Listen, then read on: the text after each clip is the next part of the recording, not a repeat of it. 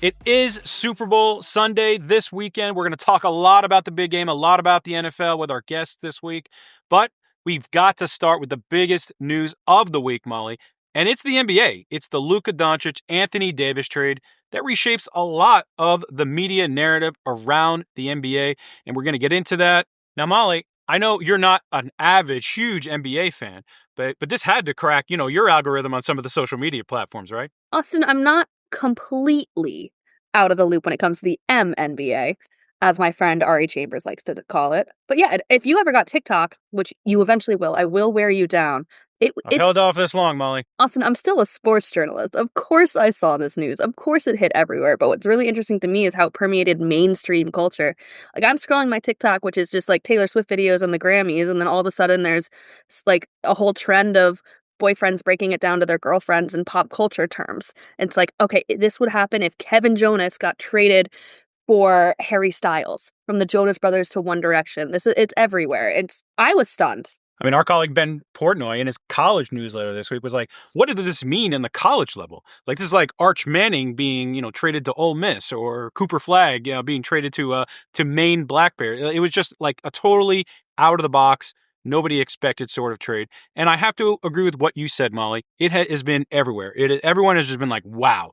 Wow. And I'm even talking to some of the people at ESPN. I talked to Omar Raja there and about how he has not seen anything like this, cannot remember anything as impactful as this trade. There wasn't like, a bunch of scuttlebutt and rumor about, oh, maybe AD and Luka could be on the block, because that would have driven news cycle for days. This literally came out of the blue once everyone saw that Shams, tweet bomb, whatever you want to call it. Is it a Shams bomb? We had Woj bombs. I guess they're called Shams bombs I guess it's now. Shams bombs now. I mean, no, it's an absolute blockbuster trade. Most people didn't believe it. I didn't see it overnight. I showed up at the gym on Sunday morning, and a buddy's like, hey, did you see that Luka trade last night going to, the Lakers? I'm like, I think you may have seen a fake account. And a lot of people felt like that until I got down and actually checked my email and checked social media. I'm like, oh my God, I can't believe this is actually happening. Yeah, it's all anybody has been talking about this week. And good for the NBA, kind of getting a little bit of news coverage on Super Bowl week. How do you think it impacts the media narratives around it? February 25th, you're going to have that Lakers-Mavericks game on TNT. I think that number's going to be a little bit better now. I think that's going to be now, well, maybe, hopefully, probably among the top 5 most watched regular season games this season, maybe outside of Christmas Day. And if you're drawing for that matchup, maybe what you drew on opening night, I think it's a big win for the NBA and creates a bigger narrative. It maybe creates some more storylines headed into playoff season. And Warner Bros. Discovery has to be happy about that too. That's a win for them for that game. And can you imagine if the Lakers and the Mavericks met in either the play-in tournament or they met in the first round or wherever they met? Yeah, whoever gets that, it would be a big win. It was a huge win for ESPN airwaves this week. They got to talk about it all week long, and it gave them some content that wasn't Super Bowl all the time. Yeah, and NBA viewership has been slightly down, relatively flat, but still slightly down this season. And this is now it's almost like an injection into the media narrative around the NBA, especially during Super Bowl week. We're leading off our podcast starting with the NBA during Super Bowl week. And then you got April 9th. Luka's going to be back at Dallas. We'll see who has that game. But Molly, it is Super Bowl week, and we got to talk some football. Let's start with something that I reported on earlier this week. You're going to have full out-of-home measurement for this game across the country. Nielsen just came out with new metrics. It used to only be around 66%. Now, out-of-home measurement at 100% for the Super Bowl. Why is it important? Talk about an event in the United States, a TV event. You are gathering with friends. You're gathering at bars and restaurants. Nothing is bigger than the Super Bowl for that. What do you think of the impact that out-of-home full measurement could have? I think your question is important is a stupid question, because of course it's important, Austin. It's not even a question. You're right. You're right. No, think about it. As you said, last year Nielsen only had about 66% out of home, which even in itself was pretty impressive, because jump back 5-10 years ago, there was no out of home measurement. I challenge you, if you're not at a Super Bowl party, to walk down the street of any metropolitan area, and every bar and restaurant will have the Super Bowl on screen. Think about that audience that wasn't getting measured, that viewership that wasn't there. So this is a huge win to have full 100% out of home ahead of the Super Bowl. It'll give Nielsen a ton more data. It'll give the NFL a ton more data. It'll give Fox a ton more data. Also, in other Nielsen news, they did finally resolve their conflict with Paramount and CBS, so they Yep. will have those Nielsen numbers again. I know they probably wanted to shout it from the rooftops when they got that record AFC championship number, but they couldn't. Now CBS back in the fold. You're going to see them. They needed to get it done ahead of the upcoming upfronts. They wanted to have all that resolved. So yeah, CBS back in the fold with their Nielsen numbers. Mollie, Pro Bowl, we had that this past Sunday, and something we are going to get into a little more with our colleague Ben Fisher because Roger Goodell brought it up at his press conference about a professional flag football league.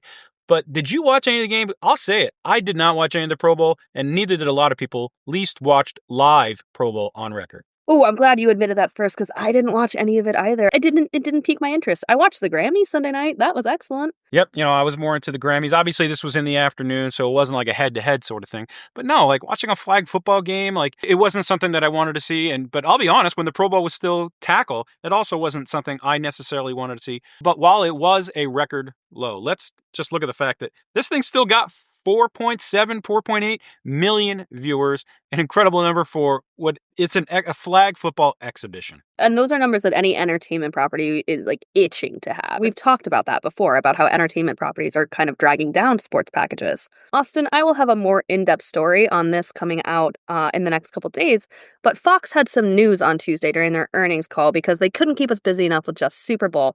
So after the collapse of Venue, which you and I have talked about extensively, we've seen all these kind of skinny bundles and D2C services erupt. My Sports with DirecTV went live yesterday.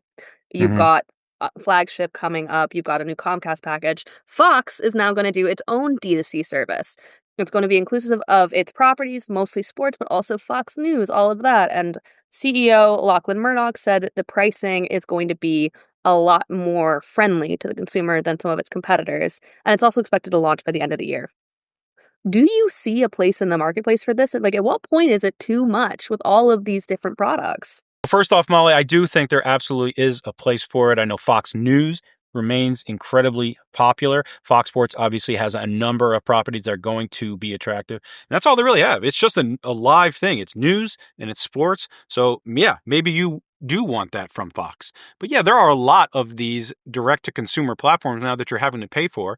And everyone used to complain about the bundle being so expensive, the cable bundle or satellite, whatever. And now you're looking at probably paying more for all of these packages together than you were paying for the cable bundle. That's the thing that gets me is, yeah, you were complaining about the price then. Well, congratulations, you're paying more now. I mean, the bundle's broken, right? The bundle was broken, and I think it's an interesting move. Fox was going to do that skinny Venue like we were talking about. It didn't happen, so it kind of left them, all right, like, well, what is our streaming strategy? And to see them now say, okay, we are ready to go all in with some sort of direct-to-consumer package, obviously different than a skinny bundle. One of the things that has been so attractive about Fox, at least on within Wall Street these last couple of years, is that they never got into the streaming wars. They didn't have the ESPN Plus. They were trying to get content for, or Peacock, or Max, or Paramount Plus. They were content to just sit back and wait. And now that the streaming wars have kind of settled down, all right, they're ready. Here they are. They're going to establish a streaming platform. But you and I, Molly, we've also talked about other potential merger opportunities out there. If they launch a DTC, what else might be out there that they can combine with? We've talked about the possibility of, well, what could a Fox and a Warner Brothers Discovery look like? If you get all those direct-to-consumer products together, maybe that's more attractive, especially from a price point and from a content point for fans. But I do think it's time, and you've written about this, they have the architecture there. It was their technology, Fox's technology, that was going to be the backbone of Venue Sports. So they spent all this time, they spent all this money creating that sort of technology. They can plug a lot of that into what will be a direct-to-consumer platform. A Fox ESPN bundle seems even more likely at this point. I know you and I have speculated on that before, if Flagship could launch possibly with some Fox properties. If Fox is going to market with a D2C product, wouldn't it make sense for them to combine? We'll see. I mean, there's a lot that I think is going to happen with the Fox Corporation, especially in the wake of what's going on with the Murdoch Trust and what's going on with the inheritance there, and just, what the future of Fox looks like and whether that could be picked apart in the future. Fox blew past Wall Street expectations with its earnings. They were up 20% year over year in revenue, $5.1 billion, and net income more than doubled. Fox is having a great fiscal quarter so far. Molly, another media deal that came out right after you and I talked last was that option that ESPN picked up on its base ACC deal. When you and I talk about the biggest deals that we're looking at in 2025, we didn't really get into this. And I know why I didn't, list it among the bigger deals, because I kind of thought it was almost assumed, a fait accompli, that ESPN was going to pick this up, because they also have that ACC network deal running alongside it through 2036. And I was like, it would be really super awkward if it wasn't picked up. Now, maybe it was a little closer than that, but ESPN did end up picking up that deal. Now, both the base deal and the ACC network deal running through 2036. What do you think of the deal, and what do you think about it for the prospects of the ACC? I mean, it makes sense, right? That's why you and I didn't even really talk about it that much, because seemed like a no-brainer ESPN was going to opt into that. They operate ACC Network. I think it's a smart deal. The ACC, even though we talk SEC Big Ten all the time, the ACC is still a very Yeah. good Power Four conference. Jim Phillips, the commissioner, great leader over there, and I think it's stability for the conference. And he talked about that a lot. It gives them that long-term stability. And like you mentioned, they did need this to remain part of the Power Four. They needed to keep that revenue. And it also gave us a sense that Clemson and Florida State are going to be sticking around in the ACC. ESPN probably would have wanted some assurances like, hey, your two biggest attractions, they're coming back, right? They want to see more Notre Dame games on the networks against those two schools. To see it all get done, yeah, we're going to see some bigger time football too amongst at least those three properties. And that deal included an extension with Notre Dame as well, right? An expansion. So we're going to see more basketball, more football, all with part of this deal. All right, Molly, let's finish it up with this. Super Bowl on Sunday. What is your all-time favorite halftime show? Oof, there's been so many good ones. I'm excited this year to actually be able to watch the halftime show instead of just writing about the advertisements during it. Again, I love my social media and I love the memes that have been inspired from it. So I think 2017 Lady Gaga, where she just jumps off the flying, incredible. And then obviously Beyonce, which we did have the Beyonce Bowl with Netflix, but I mean Beyonce, that was in New Orleans too, right? Shut down the stadium. So I think, yeah, Lady Gaga and Beyonce, I think, are my favorites. You can't go wrong with those. They're incredible performers, and that's kind of why I'm going with Katy Perry. I thought the one that she did in 2015, who's going to forget Left Shark, but Katy Perry herself, incredible performer, an incredible one.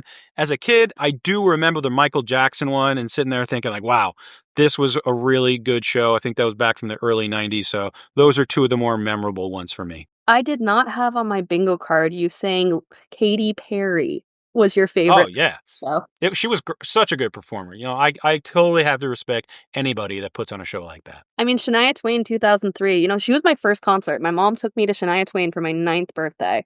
And then 20 years later, I took my mom to Shania Twain for her birthday. And I will say, I do remember that Michael Jackson one, Molly, because he was the first, I guess, true halftime show performance. Before that, it was a lot of marching bands and things like that. Probably one of the reasons that folks leaving that on at the time was it was the first of those to be a dedicated pop halftime show. Well, Molly, with the Super Bowl in mind, we have a really good conversation with Fox Sports CEO and executive producer Eric Shanks, who's going to be talking to the broader media today in New Orleans, but he talked to us a few days back.